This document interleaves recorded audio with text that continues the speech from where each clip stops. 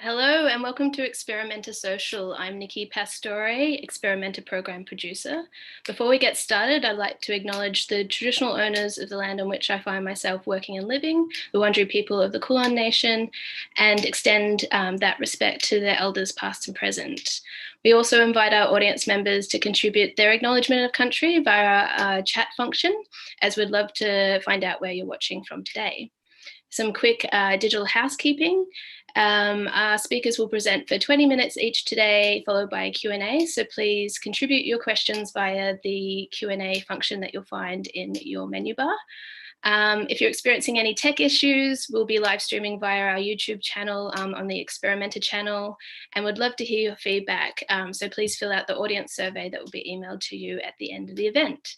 So I'd like to now pass it on to our event host and Experimenta Artistic Director, Jonathan Parsons. Thank you.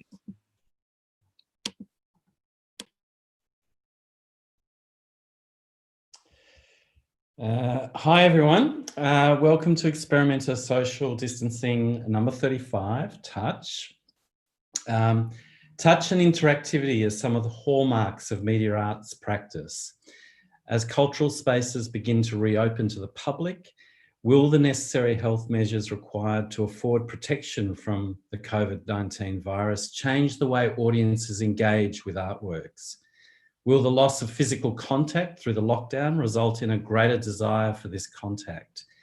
And could technology provide surprising solutions to this need? Today, we're going to hear from two artists for whom virtual and physical connection are central to their respective practices. We'll explore how the pandemic has changed the way artists approach the creation and presentation of their work, and how our freedom to explore has been affected. The work of these artists may well be the tonic we will need once we fully re-emerge from isolation. And so first up today, we have Kim Vinks, and I'll just do a little introduction of Kim, give you a little bit of background on her. She's a leading researcher and educator in the creative arts with 6 Australian Research Council grants, 50+ industry partnerships, and 30+ arts science collaborations across motion capture, game development, robotics, haptics, app design, 3D stereoscopy, artificial intelligence, virtual reality, augmented reality, cognitive psychology, biomechanics, mathematics, architecture, and exercise science. Vinks industry partnerships include national and international companies such as Autodesk, Motion Analysis, Act 3 Animation, and Arts Access Victoria. She has commercial motion capture credits, including the Cannes Silver Lion winning Nocturnal Migration. She integrates scientific, technological, and artistic methodologies to deliver innovative research to digital and performing arts industries, companies, and communities. Her work spans creative technology for performance, digital scenography, VR, AR, and robotics. She's been a choreographer for almost 30 years and created 21 digital technology artworks, including works for the Melbourne Festival and White Night, Melbourne. Recent works include The Crack Up in 2014, Multiverse with Gary Stewart and the Australian Dance Theatre, and 3D digital scenography for several Victoria opera productions. In 2017, she established the collaborative Embodied Movement Design Network. The same year, she joined the Department of Film and Animation at Swinburne University, where she's a research director. Before joining Swinburne, she founded and directed Deakin University's Deakin Motion Lab, now commercialised as Ficker Entertainment. So I'll now hand you over to Kim. Please welcome Kim Vinks. Hi, everyone. Thanks, Jonathan. Thanks, Nikki. It's just absolutely wonderful to be here. And here, of course, is here as we're all experiencing right now. What a topic to address. I was going to start just by giving a little background on my work, where I, how I come to do this sort of work. and then move into a sort of a longer discussion on the issues that face us. As I said, I was actually going to give a short, well, I still will do that, a short sense of, where I come from and what our centre does that I direct at Swinburne. So I will quickly share my screen, and I have to, it's so strange talking to everybody in complete isolation. I want to reach out as warmly as possible, and sharing a screen doesn't entirely seem to be doing that, but nevertheless, on we go. I'm going to, as I said, just give you a tiny bit of context while I share my screen on this talk. That's, of course, not me. That is the wonderful Steph Hutchison, who I've had the pleasure of working with over some many years in our centre.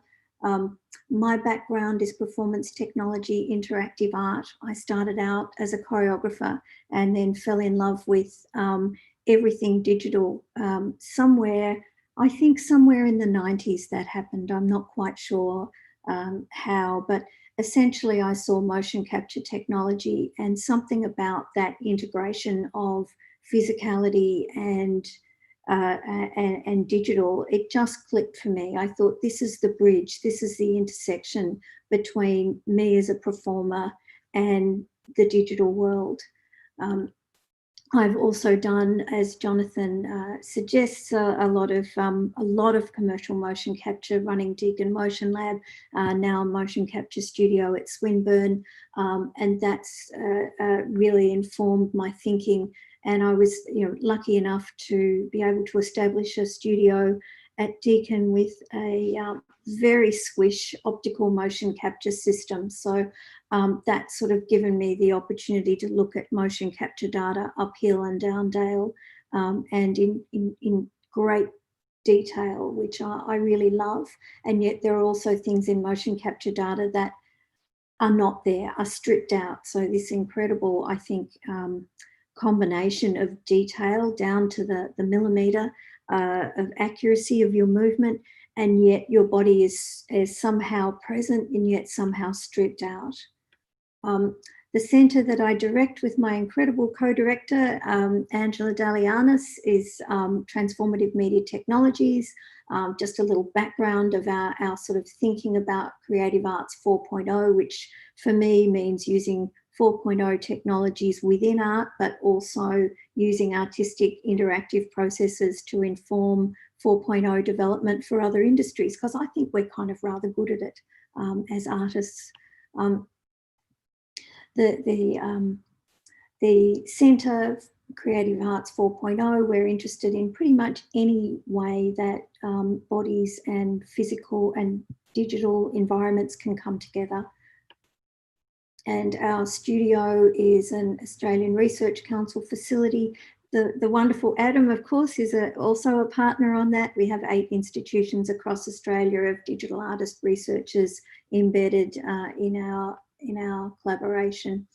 Industry work, wonderful team. I just have to give a quick shout out before I do anything to our amazing embodied movement design team, who are just the backbone of everything, and interdisciplinary stuff that we do. So that's a very quick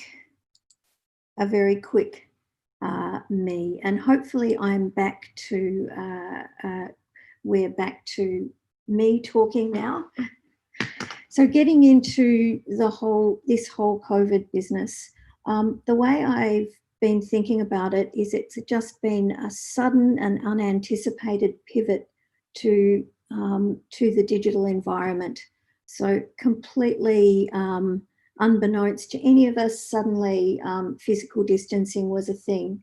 And I guess what I see coming out of this is that we'll eventually come out of this, we hope.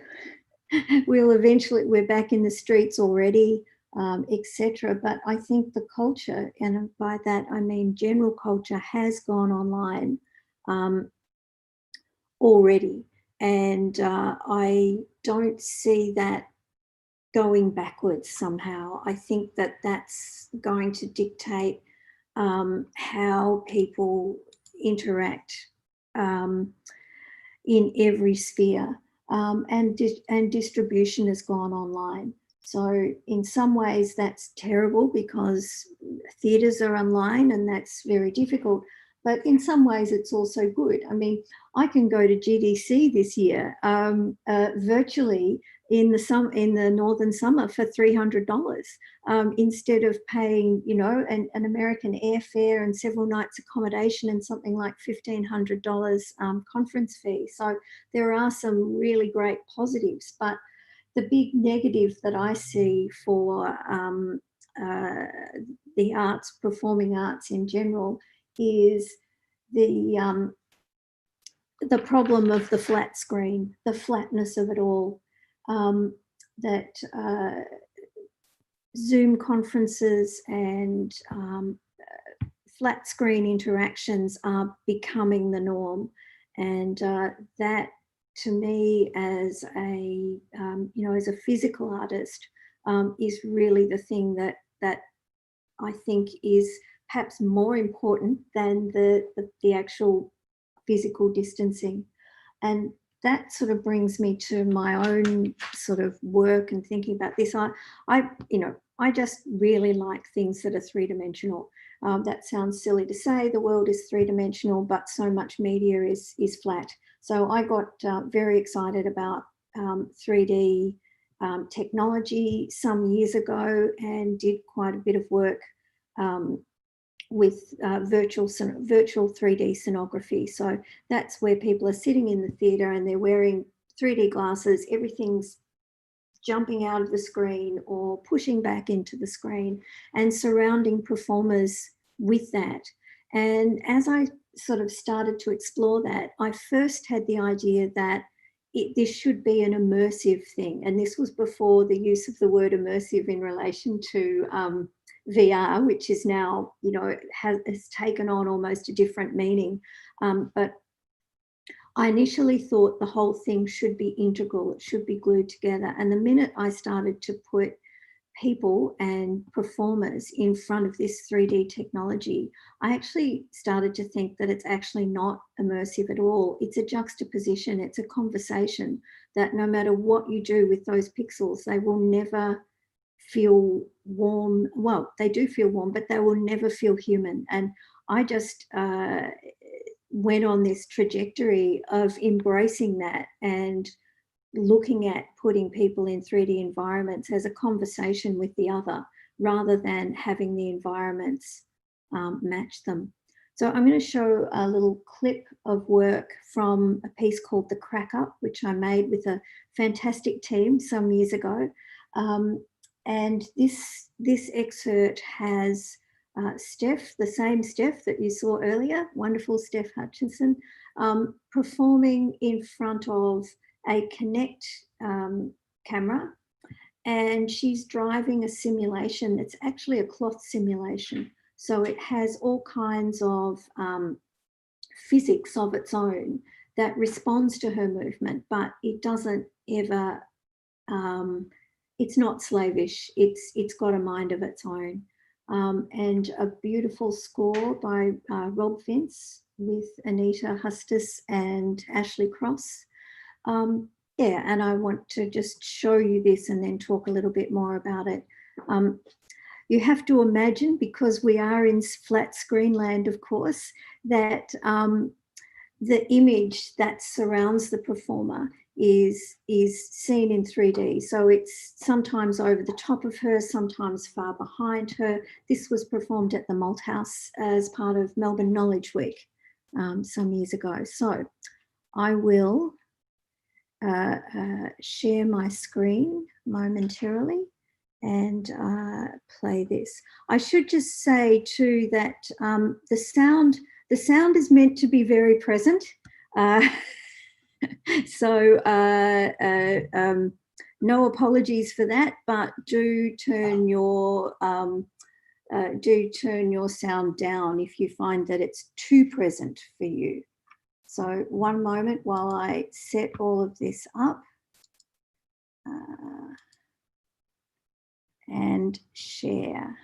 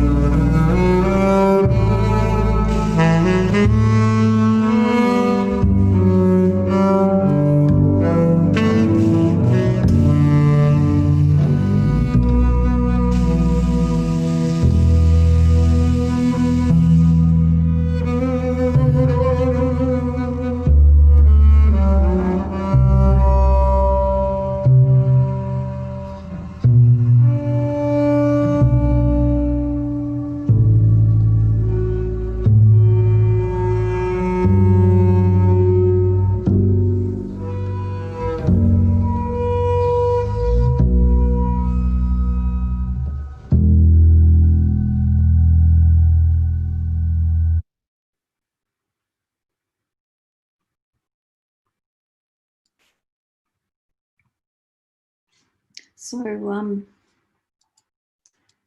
I guess the next thought after that is a VR piece that takes that sense of interacting with the unknown, with the digital, and attempting to touch it just a little bit further.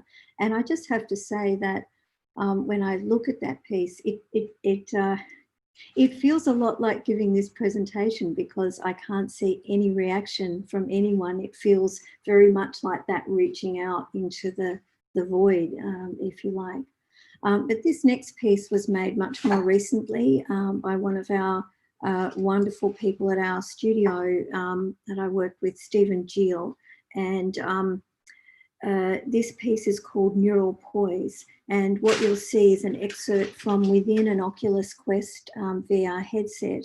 And you can actually, with your hands, you can actually, this clip uses a controller, but we also have versions where you can actually use your hands and pull these particles around. So this is a kind of a next step in terms of trying to touch the digital. That's really what it's about. How do you touch the digital? And I will just make this work.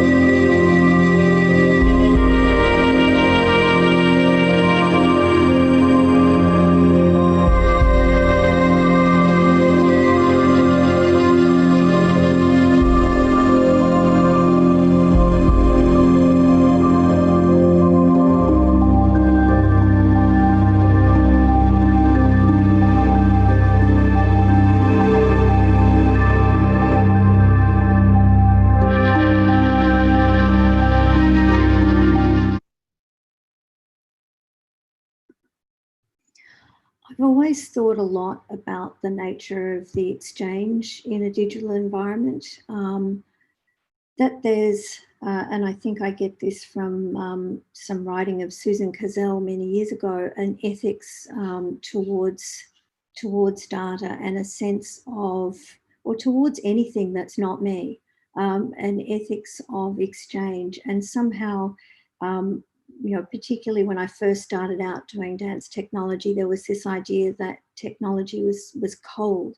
And I've always had this desire to make it not cold, because I don't think it needs to be, but it's something about how you interact with it and you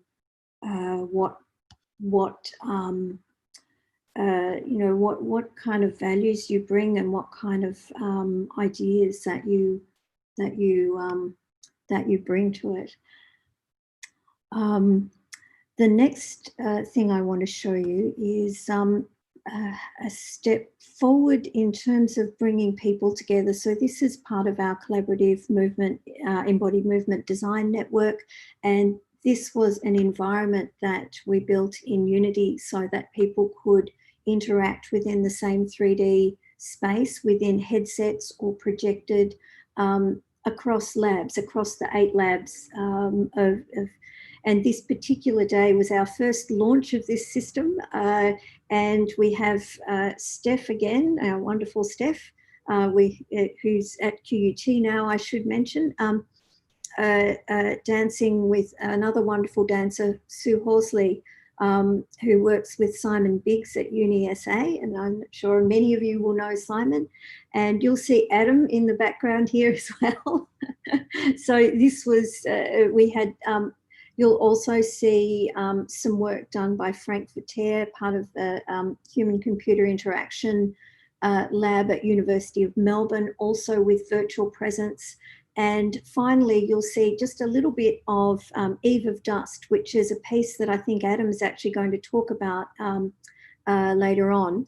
And I just have to apologise that this piece, the Eve of Dust, well, I don't apologise that it takes the Unity interaction into a robotic space. So I guess we kind of see this, or I sort of see the robotic space as being an extension of the environment, the interactive environment, the game environment. That's the hub for everything. And so the logical outcome is to put it out into space. And I think this work, Eve of Dust, of John McCormick, Adam Nash and Steph Hutchison, is just a beautiful work. And the apology is that there is sound, that the joints of the robot make sound, but because this is part of an edited clip, you don't get that. So I will put this up.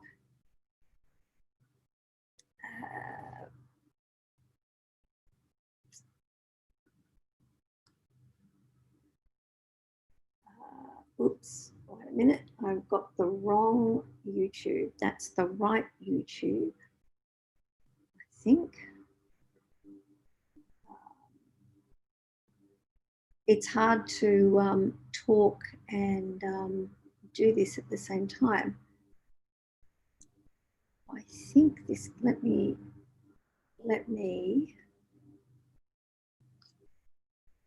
see if this works.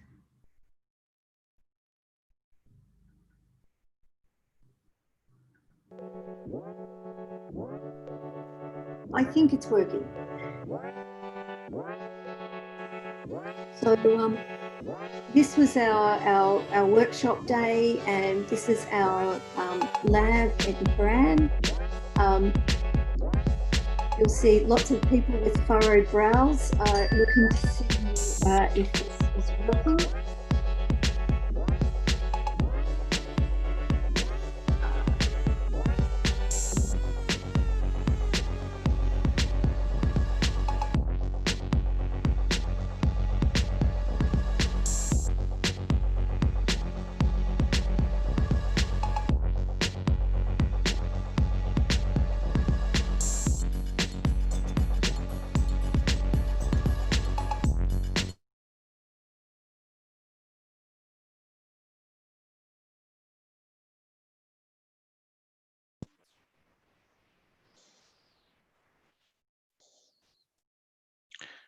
You're muted, Kim. Okay, sorry about that, everybody. The share didn't work. Let me just try that again. And I think this is looking a little bit better now.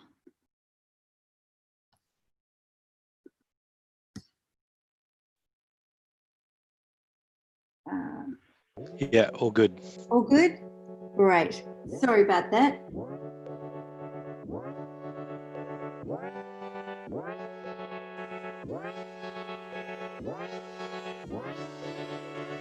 So here are the furrowed brows and the laughing and the just that sense of being able to connect in a completely different immersive environment. I just think is the most wonderful feeling. And at the moment, of course, we've got a lot of apparatus that make that necessary. So it's it's all a little apparatus intensive.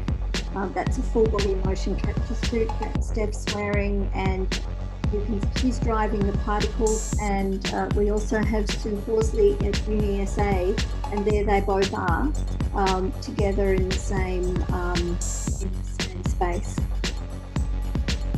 What Stephen's doing there is showing our virtual pipeline, so he's actually able to guide the camera for the rest of us in that environment. So just putting everybody together and being able to interact is really, I think, an exciting thing. And this is the excerpt that I was mentioning from Eve of Dust.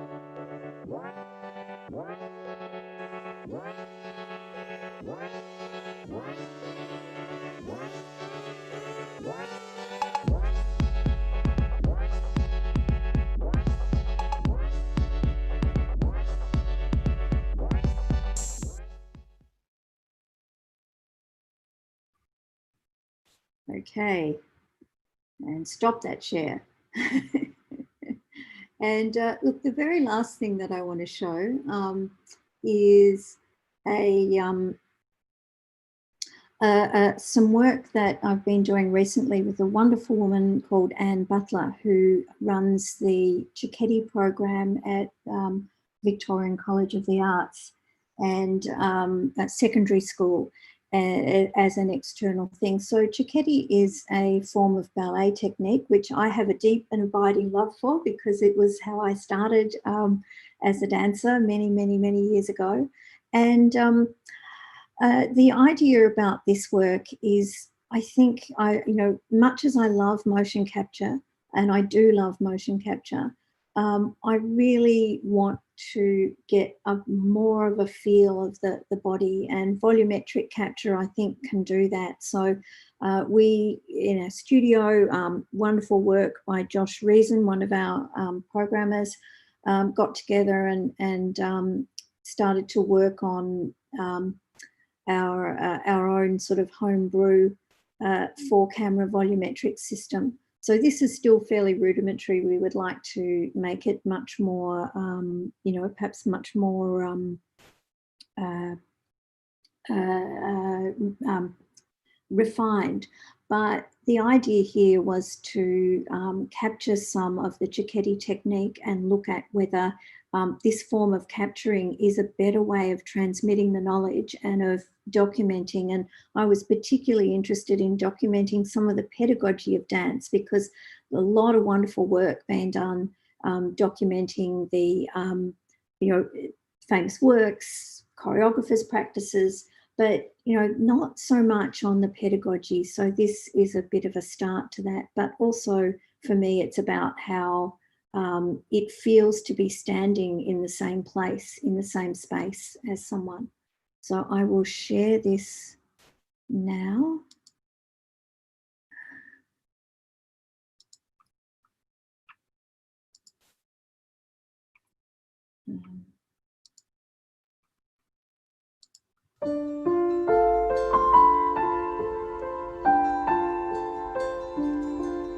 So this is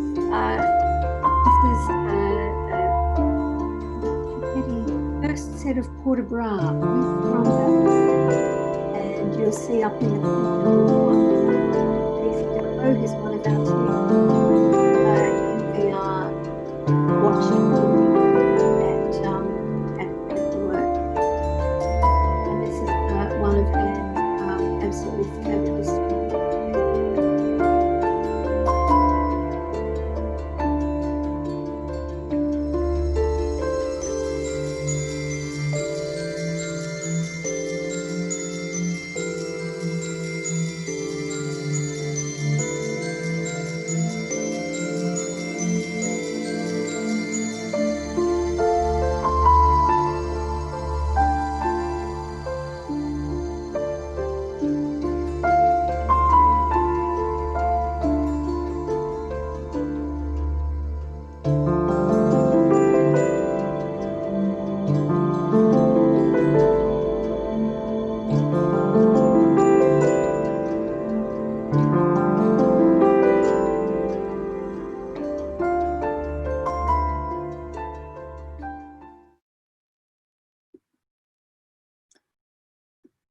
Okay, so I'll finish up with just a little bit of a reflection on the volumetric capture, but also on virtual reality in general. It's not the same, you know, as being with someone, and I would never, ever, ever pretend to suggest that it was.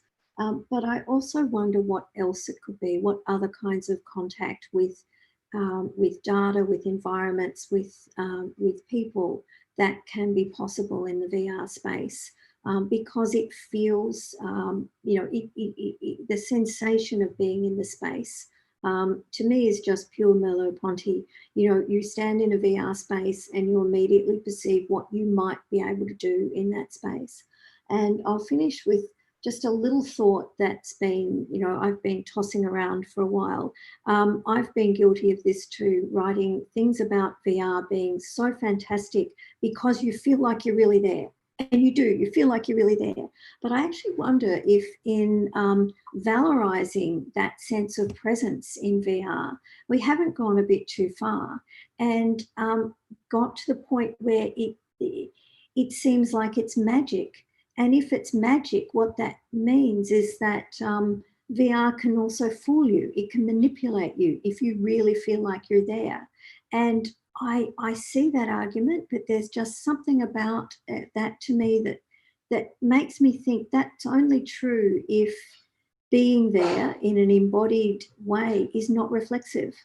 And being a dancer, being reflexive about exploring different modes of presence is kind of what we do, and modulating those modes of presence all the time, in real time, and a nuanced and layered kind of, how am I here? Why am I here? What am I interacting with?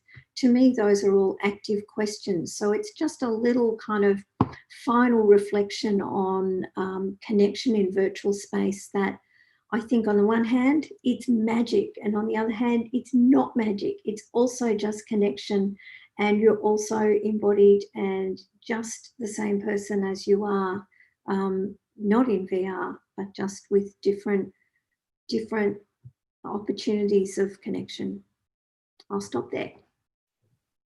Thanks so much, Vince. Kim, that was fantastic. And some interesting questions there around VR, which I think could open up a whole discussion. But now I'm going to introduce Avinash. He's a digital artist, composer, programmer, performer, teacher, and writer. He is widely recognised as one of the most original artists working in virtual environments and mixed reality technology, exploring them as sites of playable art. Working in post-convergent idiom, he uses virtual environments, game engines, the web, generative and procedural composition and programming, data and motion capture, artificial intelligence, synthetic evolution, audio, vision, and live performance. His work's been presented in galleries, festivals, and online in Australia, Europe, Asia, and the Americas, including Seagraph, IZEA, the Venice Biennale, and the National Gallery of Victoria. He collaborates with John McCormick under the name Wild System, developing AI-driven performance collaborations between virtual environments and robots. He's worked as a composer and sound artist with the company In Space, Gibson Martelli in the UK, TMWKTM in Austria, exploring the integration of sound and music into virtual environments. And just before I hand it over to Adam, I just wanted to remind our viewers that we will have a little bit of time for questions at the end. And as they come up, even through the presentations, why don't you type them into the chat and then I'll moderate that at the end. Now I'll hand it over to Adam. Please welcome Adam Nash. Thanks, Jonathan. I just share my screen.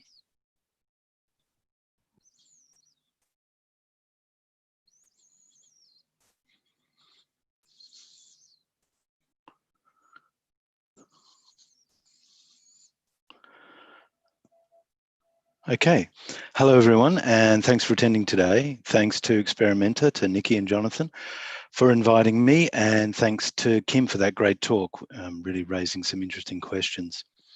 Thanks also, Nikki, for acknowledging country and reminding us that we occupy Aboriginal land that was not ceded.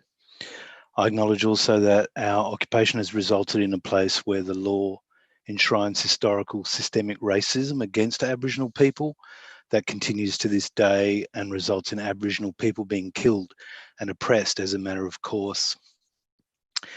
As a white person, I am conscious that my life and actions can and do contribute to the perpetuation of this systemic racism. I'm an immigrant myself and I grew up in unprivileged circumstances, but as a white man, I occupy a position of extreme privilege.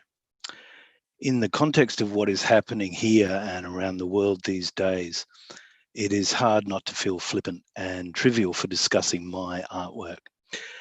Any opinions I have or express today are undoubtedly a result of this privilege that I hold, and therefore might be a less than useful contribution to the building of an equitable society post-COVID times, which, as Barbara Adams and Betty Marenko and Jilly Tragano say, have dramatically revealed and deepened systemic social and geopolitical inequities, laying bare material and health injustices and creating new territorial divides. Nonetheless, I respect the invitation to speak and that people have turned up, so I will try to offer something positive today about the subject of interactivity and touch in art and how it might help contribute to the rebuilding of our world. First of all, a brief word about my practice. My background is in performance, music and sound, and I've been designing and programming virtual environments for nearly 25 years now. Virtual environments include the very limited field of VR, which, as Kim pointed out really saliently, it putatively stands for virtual reality, but in practice, it's often used to mean vicarious reality. And often that can end up being a trivializing of both the virtual and reality. So perhaps because of my sonic and performative background, I've always considered virtual environments a bracketed and interactive enactment of the network of relations that constitutes existence itself. And therefore it's a generic and radically interdisciplinary and multisensory environment rather than a visual medium. Certainly many visual artists and media theorists, have told me over the years that they consider sound more material than vision. And I always wondered really what that meant, and in relation to what Kim was saying about feeling like you're really there. Well, you know, I think we feel that with, well, that's what art does, I think. But I do think that we can learn a lot from the practice of sound and music in the 20th century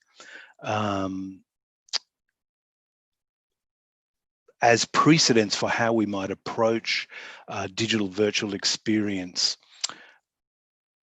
rather than anything from the practice in the visual medium. So I'll talk a little bit more about that in a minute. But the question is, does it involve touch? And what does it mean to touch anyway? All reality is virtual in the sense that we use various perceptory mechanisms to deliver a signal to our conceptory system, which mentates reality into existence for us on the fly in real time, but, and this is crucial to the concept of touch, with a lag. Everything we experience happened in the past, and we only ever experience a memory of reality. We may consider it not much of a lag, especially compared to the gulf-like intervals that mar our COVID times interactions like this one in this video conference. But compared to birds, for example, whose nervous systems are quicker and in some respects higher resolution than ours, it's quite a lag between any given instance of reality and our conscious experience of that instance. So, is it right for us to assume, as we mostly do, I think, that looking at something is not touching it? Actually, it is apparently slightly faster for light hitting our retina to reach our brain than it is for touching something with our fingers. And that difference is in the order of a couple of milliseconds, which is quite a lag. For comparison, and all musicians operating in the digital know this, that the average person will consciously notice an audible lag of around 20 milliseconds. But I guess it takes considerably longer to experience the art in whatever we're hearing, seeing, or touching. And I'm not trying to be some kind of scientific reductionist, but I do want to interrogate the role of touch in art. This picture here that's on the screen is of a work called Ways to Wave by my colleague John McCormick and I. We go under the collaborative name of Wild System. We presented Ways to Wave about 10 years ago at the San Jose Museum of Art as part of the 01 Festival in the US. The work consisted of a custom-made controller using acrylic wood and electronics, which you can see on top of the plinth. The controller is a physical interface to the work projected on the screen in the back, which is a live multi-user virtual environment.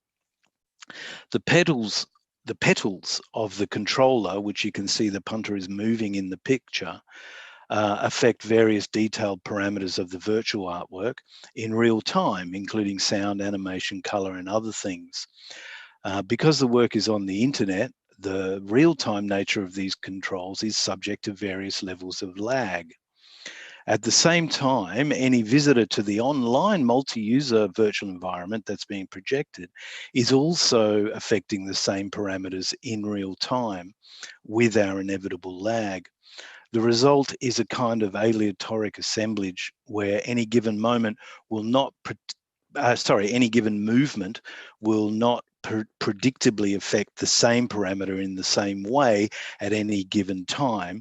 And so the lag of perception is embraced and attempted to be enacted as part of the work. So I guess you could say this is a real or tangible example of interactivity and touch in one of my works. But mostly in the history of art and even today, physical touch has been ignored and even discouraged or forbidden. And now we're kind of living this life as Kim has mentioned, and we all know in COVID times.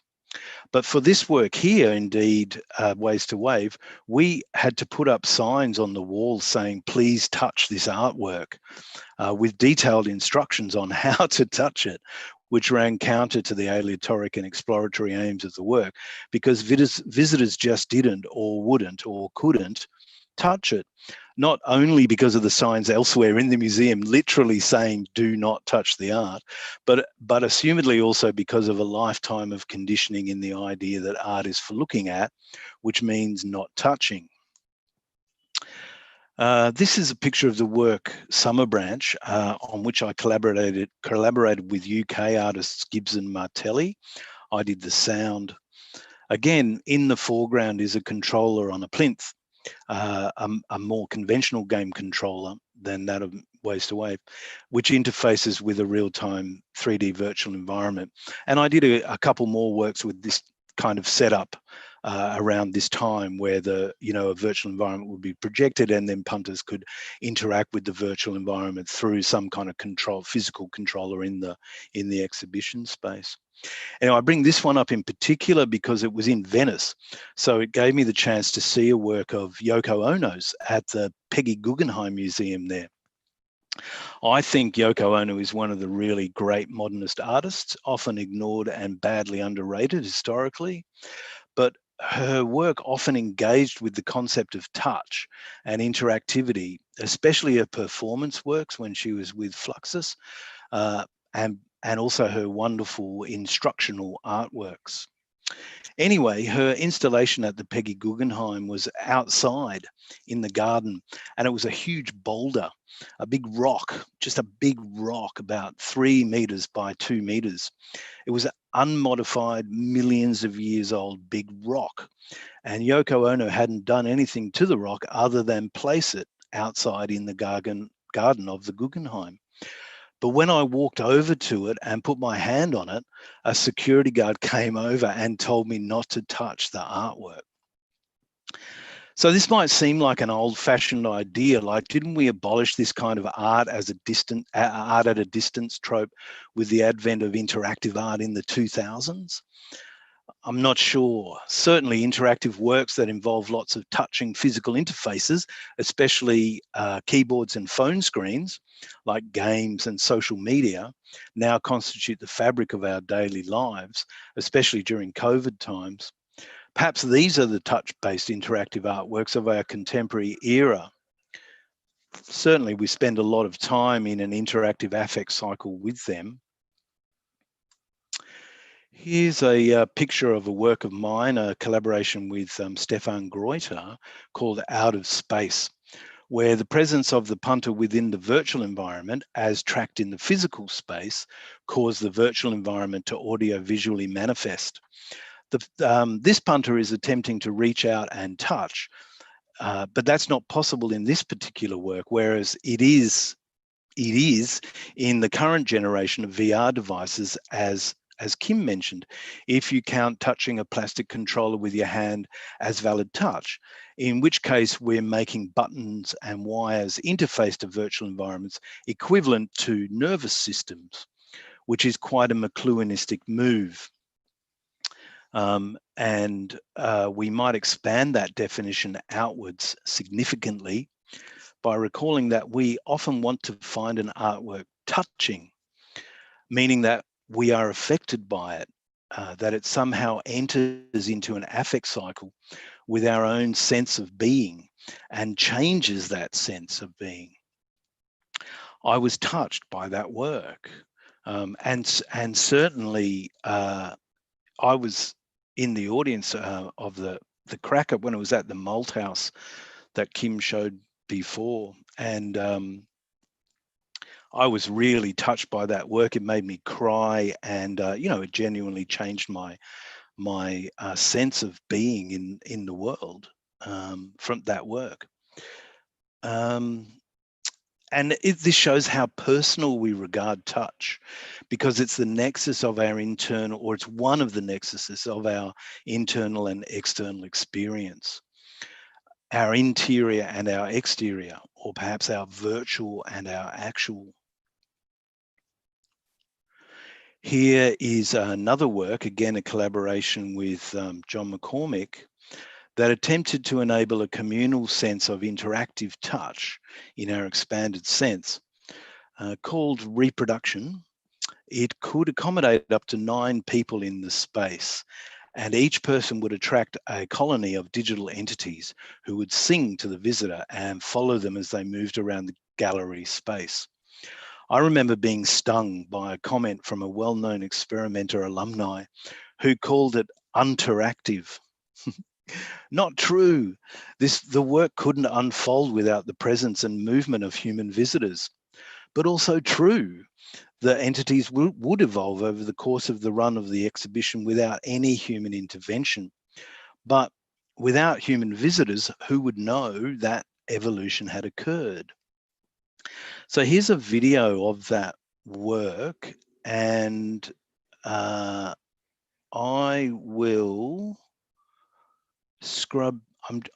I think I'll just scrub through the video. Otherwise, you won't be able to see the interaction because it's quite slow and contemplative.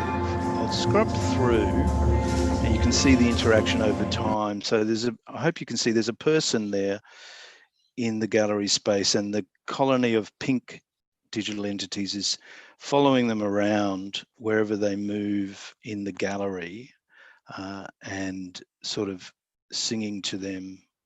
So you can see they move across and down, and then when the person leaves, the colony returns back to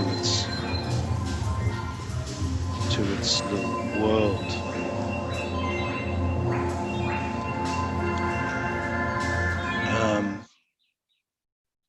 Even more relevantly to this discussion, the evolution of these entities, these digital entities here, involved them interacting with each other constantly and in fairly complex ways, based on audio-visual parameters like color, opacity, melody, rhythm, harmony, and timbre.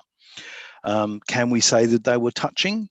Certainly we as the artists would routinely discuss and observe how they were touching in order to tweak the generative parameters into a form that might be legible or affecting for humans. And certainly, as in all our works, there was a huge amount of us physically touching our keyboards, computer and musical, in order to program the work.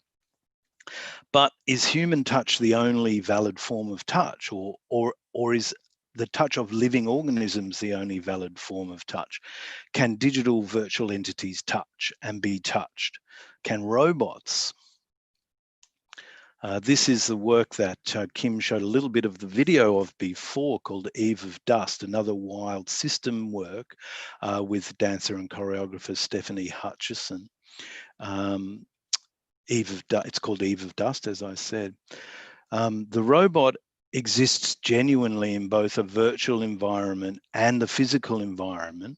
The virtual environment is its awareness, if you like, and its movements in the physical world cause complex interactions, call them touches, in its virtual environment, which then cause sound, the music of the piece, to sound in the physical environment, to which Steph, the dancer, responds, along with responses to the movements of the robot, which are also modulated by the virtual environment and the physical feedback of the physical push and pull between Steph, the dancer, and the robot. Like I say, Kim showed a video of this work earlier, so I won't.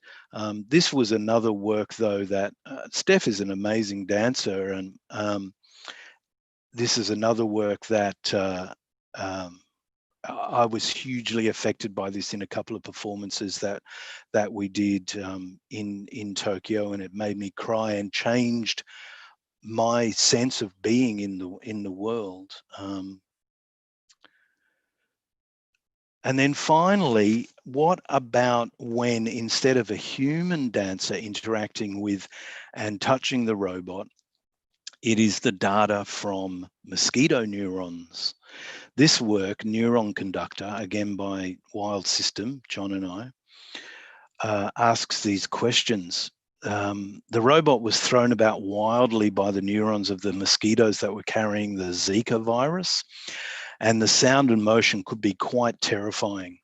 Again, most of the interactivity and touching occurred in the virtual environment between the mosquito neuron data and the robot's virtual mind, away from human perception, but projected onto the walls of the gallery in real time. And the robot's movements generated the sound. But many people told me that the work was touching. So here's a video of the work to finish up. It's a bit long, so I'll only show the first little bit or so. And hopefully it helps us contemplate the role and agency of interactivity and touch in art, and our future, hopefully more equitable, world.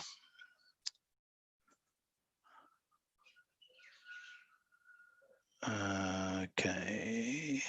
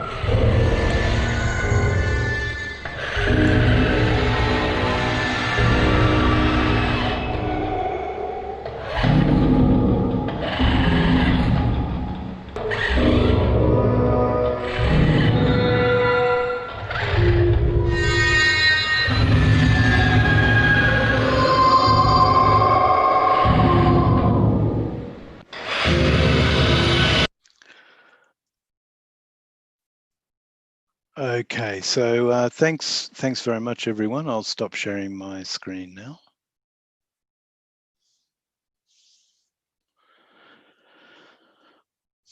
Thank you, Adam and Kim. I'm going to look, we are actually right on time, but we do have some questions. So if you don't mind and have the time, Kim and Adam, I'll feed those to you and then we'll finish up the session. So Kim, if you could join us back with your vision, that would be great. Firstly, from Penelope, this is a question to you, Kim. I don't know whether you can see it in the Q&A. She was interested in the second video that you presented. And she was asking you to explain a little bit more about what we're not able to see in the video that you presented and about the experience of the work. Kim, you've got to put on your mic, your sound.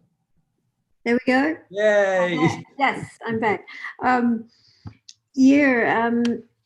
Essentially, you wear a VR headset.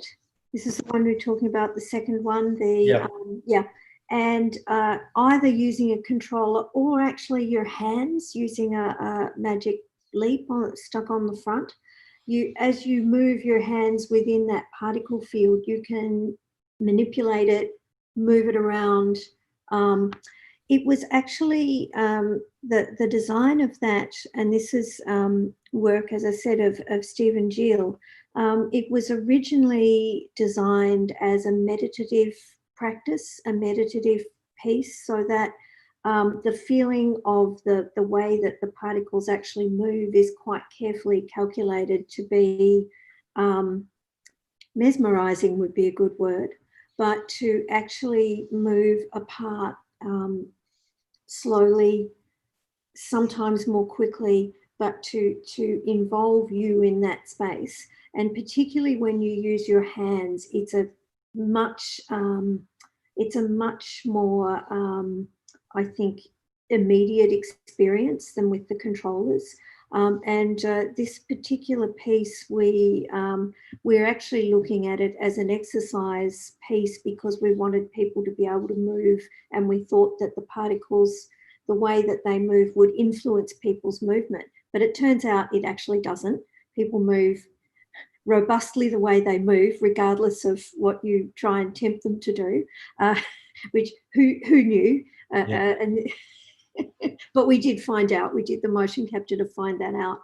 But really, it's when you're in it, mesmerizing is the word that I would use. So you really do go into a different. It's a kind of like a slowish flow state.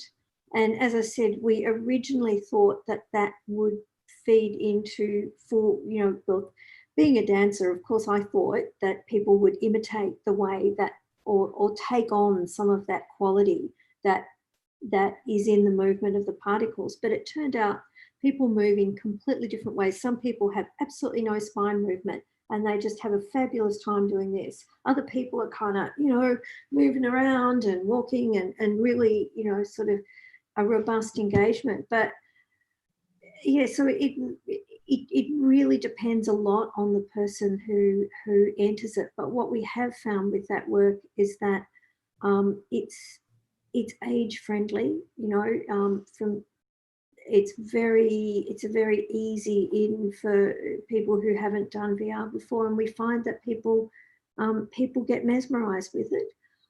Some people get bored with it because, or they'll come out, and this is a classic comment, it was fabulous, but I didn't know what I was supposed to do.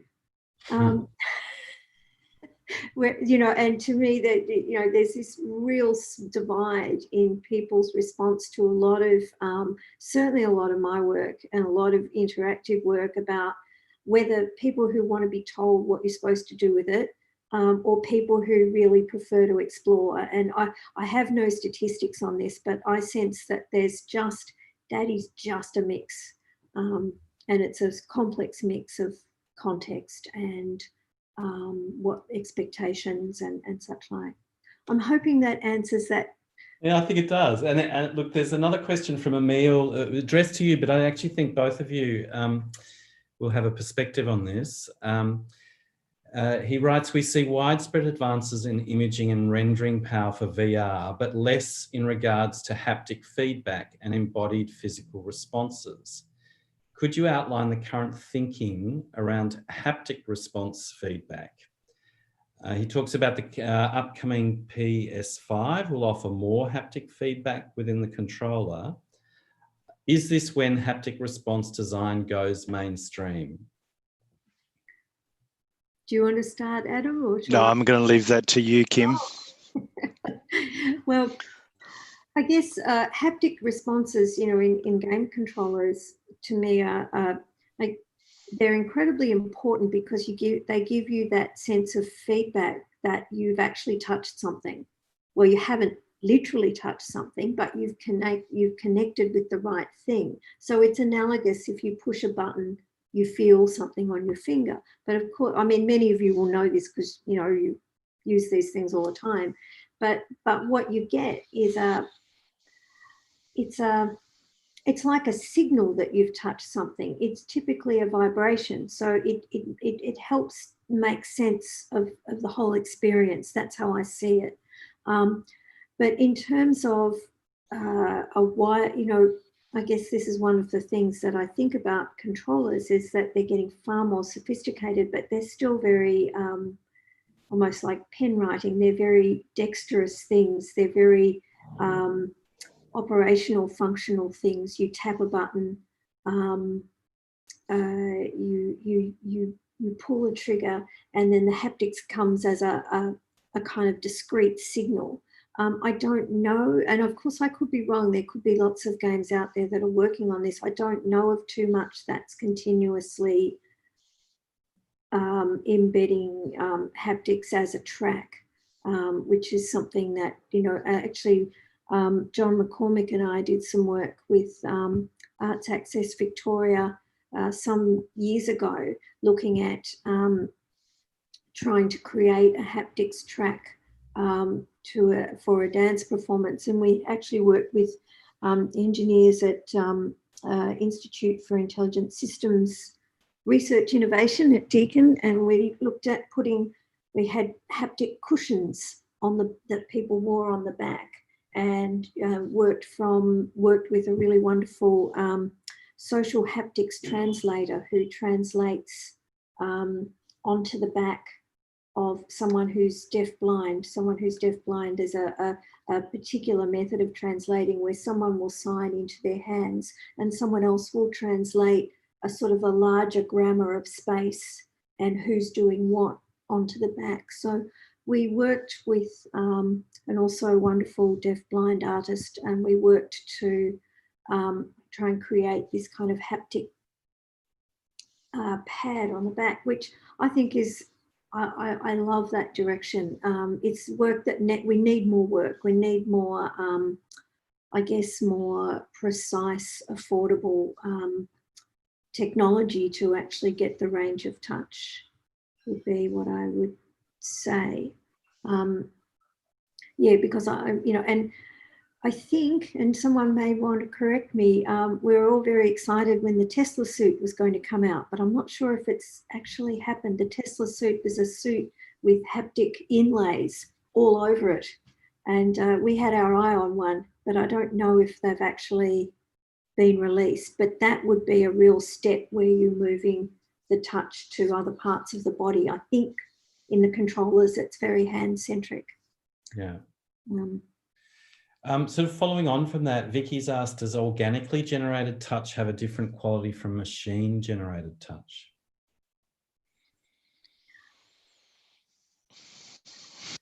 Do you want to have a go at that one, Adam? Well, it's a good question, and I guess I think that I think the answer is yes. And yeah, I think it definitely is, and but well, I think I guess I think what we do as artists is explore the nature of the different of those differences, or recontextualize experience. And so I guess there's sort of two tracks going or being implied by these kind of considerations. And one is the kind of inexorable and often unquestioned mark towards like what we might call high fidelity or high resolution representation of physical experience. But that's really a technical kind of a progression that is more to do with commerce. I think that maybe commerce and engineering than it is to do with the kind of manipulation of the differences in experience that we might want to manipulate as artists. I don't think that, and I think Kim referred to that, pretty deftly during your talk, where you're not aiming to. It's what I meant when I said VR often stands for vicarious reality. You're in your work, Kim, correct me if I'm wrong, but you're never aiming to recreate an experience, No. From one place to another, rather to interact with those different locations in what I call during the talk a kind of a bracketed and interactive enactment of the network of relations that forms experience and really is a continuum. I think so. I hope that answers. Well, that's my answer to that question. And maybe one example that I tried to get to but probably failed in the talk was that I think music is a really good example of what we might call virtual touch, in that certainly there is no, in the conventional sense that we're discussing here, of physical touching of fingertips or skin on skin. And yet,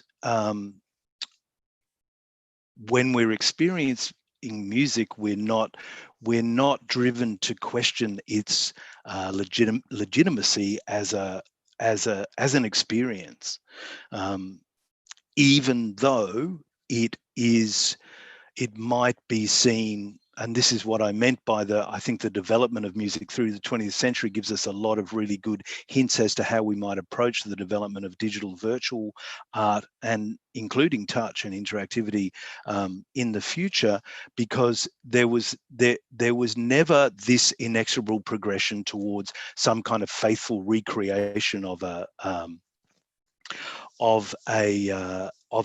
physical experience in the really the really great art movements of music in the 20th century, like jazz and hip hop. So yeah, I hope that answers well, that's my answer anyway. No, that's good. And look, one last question from Andrea before we close. What do you both think the impact of COVID-19 on tactile artworks within the public sphere will be? Yeah, well, I mean, we've talked about this a lot, haven't we, Kim? We've put in, we're planning a big project to countenance that, and certainly John and I, at the moment, we should have been doing a performance in Hobart of the Antarctica project that we've just worked on, that was going to involve VR and things, and all of that is off the table now. We're still going to do some kind of an exhibition down there in September, but it can't involve headsets or touching controllers or anything like that. So it is, yeah, it's a good question, Andrea. It's a good question, and we certainly, in our work and lives at the moment, are all being, led towards this kind of untouching of virtual experience. But I think, Kim, am I right in saying that you see a way in which it needn't be distant? Yeah, look, I think, and perhaps going back to that fabulous question about, is organic touch the same as inorganic touch? And I would completely agree, no, it's not. But perhaps in both instances, it depends what you do with it and what it's for and how it's, how it's explored in an artwork. So I think I'd be the first person to say that, no virtual or digital environment is ever going to be the same as a real environment. But I would sort of say, why should it be? Why not find out what it could be? It's not an answer. You still can't set up your headset in Hobart, so it's not a replacement. But I guess my feeling is, but why not get on in the meantime with figuring out what we can do and how 3D systems can be kind of delivered and moved, and what we can do with them. It's not the same, but I think digital distribution of everything is here to stay. So even though we'll be able to go back to putting, well, maybe we will. Maybe there'll always be maybe there'll be a COVID generation that won't touch the artwork, and when we're all older, people say, "Oh, don't worry, that person was a COVID generation. That don't worry, they won't touch your artwork."